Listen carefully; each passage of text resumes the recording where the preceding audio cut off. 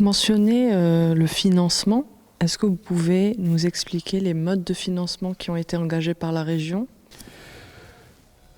Écoutez, donc la région a, on va dire, trois catégories de moyens de financement. La première catégorie, ce sont ses budgets. Donc lorsqu'on a un budget, je vais arrondir 1,5 milliard de dirhams,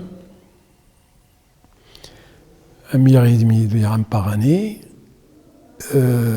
quand on a payé les frais de fonctionnement et les dettes qui étaient là avant mon arrivée, il reste à peu près 1,2 milliard de dirhams, 1,2 milliard de dirhams, 1,250 milliard de dirhams.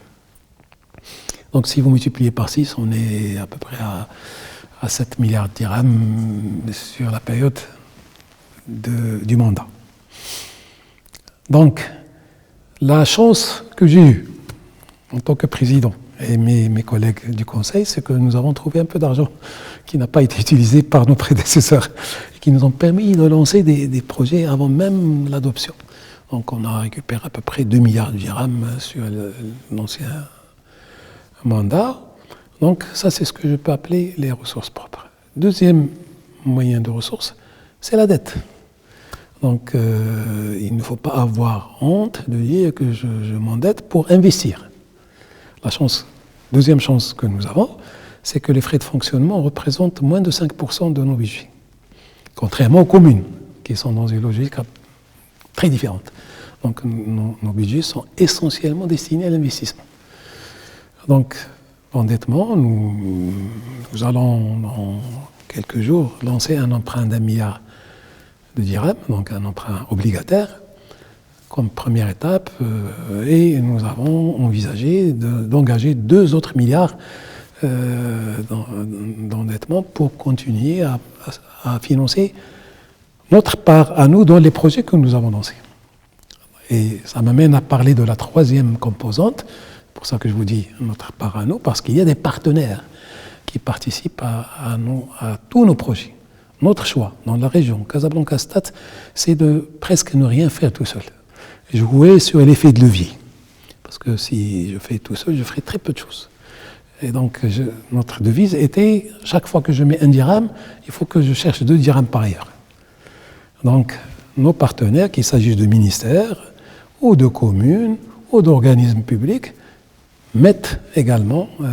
investissent avec nous sur les projets qui les concernent directement. Donc, quand je dis zone industrielle, il y a le ministère de l'Industrie qui participe, il y a le ministère de l'Intérieur parce qu'on crée de l'emploi, il y a le ministère des Finances parce qu'on génère des impôts à travers de l'emploi qu'on crée. Donc, il n'y a pas de raison que je supporte tout ça tout seul et qu'ils en profitent tout seuls. Donc, c'est ça un peu les trois composantes. Est-ce que vous pouvez affirmer aujourd'hui qu'il y a une garantie de retour sur investissement ? Écoutez, ça dépend qu'est-ce qu'on appelle retour sur investissement. Encore une fois, c'est la première fois qu'on fait cette expérience. La région Casablanca-Stade a décidé de ne pas subventionner, ne faire que subventionner les projets économiques générateurs de profit. Enfin, une zone industrielle, elle est génératrice de profit, qu'on le veuille ou pas. Donc, on a pris sur nous de mettre maximum 1 tiers subvention, 2 tiers participation au capital. De manière à ce que les choses, quand ils vont commencer à fonctionner, qui génèrent donc des résultats que la région va récupérer, pas pour les manger, pour les réinvestir, pour élargir également donc, les domaines d'investissement.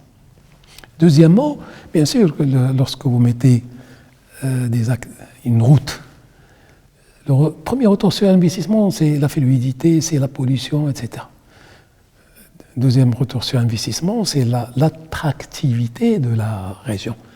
Il y a des investisseurs qui vont venir, et tous ceux qui sont venus d'ailleurs ces 2 dernières années ont été bluffés par l'évolution de la région, et donc qui est devenue très, très attractive, pourvu qu'on dépasse certains obstacles, je dirais, procéduraux. Voilà. Quels sont aujourd'hui les projets structurants à venir pour la région ? Le Maroc, je dirais, cette fois-ci, le pays, l'État la région est en train d'investir dans un projet structurant peut-être que tout le monde ne connaît pas. C'est l'autoroute continentale qui lie Rabat à Barchid, qui va donc permettre un passage très rapide entre Rabat et Marrakech.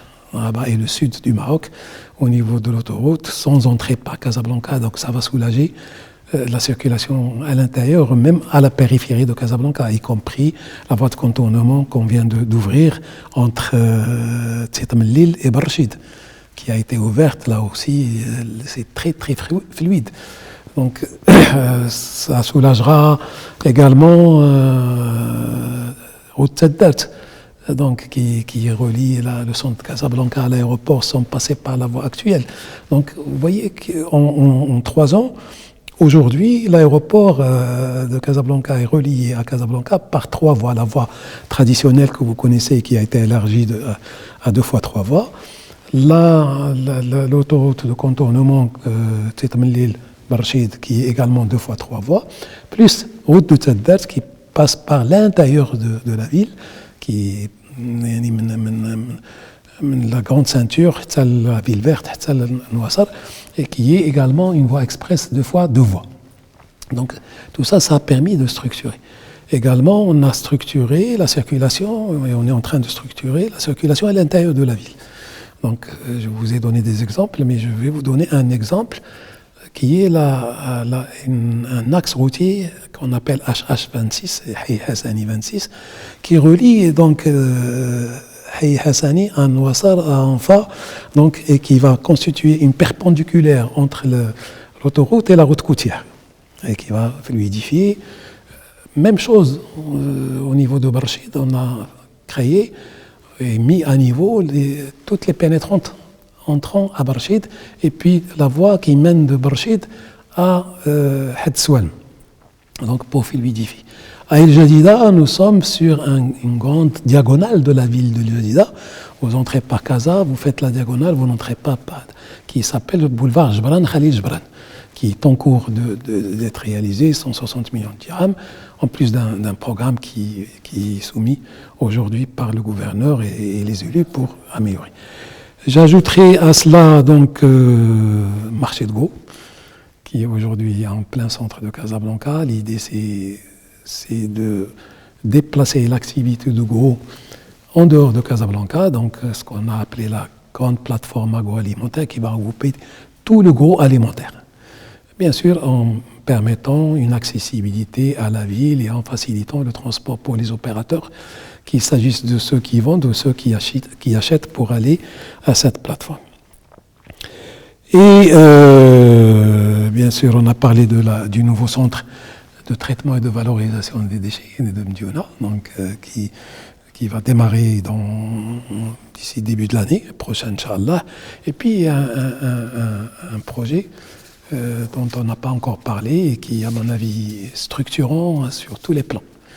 C'est la construction d'un grand centre de recherche et de développement dans les nouvelles technologies. Quand je dis nouvelles technologies, c'est pas de l'informatique, c'est de la nanotechnologie, c'est de l'hydrogène, c'est l'innovation, et qui se fait dans le cadre d'un partenariat avec des universités mondiales, américaines, chinoises, européennes, donc qui va être logé à l'école Hassaniya des travaux publics. Et dont les travaux ont commencé, c'est un budget d'à peu près 1 milliard de dirhams qui est déployé donc pour doter. C'est bien d'avoir tout ça, on a des universités, on a un ensemble d'investissements, mais c'est bien aussi dans le cadre du leadership que nous cherchons. Nous sommes la première place financière continentale, nous voulons être la première place de recherche et développement du continent.